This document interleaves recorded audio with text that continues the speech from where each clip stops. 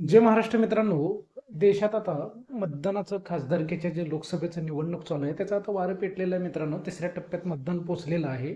अशातच काही जणांनी अजूनही फॉर्म भरलेले आहेत नवीन मतदानासाठी किंवा एडिट केलेले असतील, काही चेंजेस केलेले असतील, तर त्यांना स्टेटस कसं पाहायचं, त्यांचं जनरेट झालेलं आहे की नाही मतदान कार्ड, हे कसं पाहायचं अगदी 2 मिनिटात या व्हिडिओमध्ये मी सांगणार आहे. तत्पूर्वी चॅनलला नवीन असाल तर लाईक आणि सबस्क्राईब करा मित्रांनो. त्याचबरोबर मित्रांनो, तुम्हाला सर्वप्रथम आपलं voters.eci.gov.in या वेबसाईटवरती आल्यानंतर लॉग इन करायचं आहे. लॉग इन वगैरे कसं करायचं आहे अगोदरच्या व्हिडिओमध्ये मी सांगितलेलं आहे. डायरेक्टली लॉग इन करून तुम्हाला इथं होम पेजवरती आल्यानंतर इथं तुम्हाला 2 नंबरचं ऑप्शन दिसत आहे, ट्रॅक ॲप्लिकेशन स्टेटस. या ऑप्शनवरती क्लिक करायचं आहे मित्रांनो.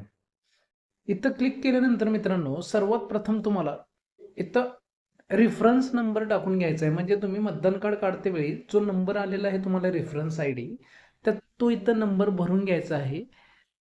नंबर भरल्यानंतर खाली तुम्हाला स्टेट निवडायचं आहे.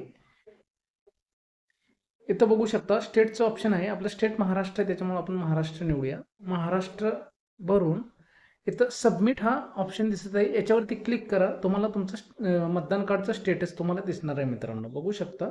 सबमिट ऑप्शनवरती क्लिक केल्यानंतर मित्रांनो, तुम्हाला खालीच आल्यानंतर इथं दिसेल तुम्हाला संपूर्ण माहिती, तुम्ही फॉर्म कधी भरला होता, त्याचबरोबर आता स्टेटस काय. जर 4 स्टेज तुम्हाला ग्रीन सिग्नल दाखवले असतील तर तुम्ही समजून घ्यायचं की तुमचं जनरेट झालेलं आहे मतदान कार्ड. इथं तिसऱ्या स्टेजला आहे ना, तुम्हाला तिसरं जे ग्रीन दिसत आहे ऑप्शन, इथं तुम्हाला तुमचं मतदान नंबर जनरेट झालेला असतो मित्रांनो. त्याचबरोबर तुम्हाला डिलिव्हर झालेलं आहे किंवा नाही हे चौथ्या ऑप्शनमध्ये तुम्हाला कळून जातं.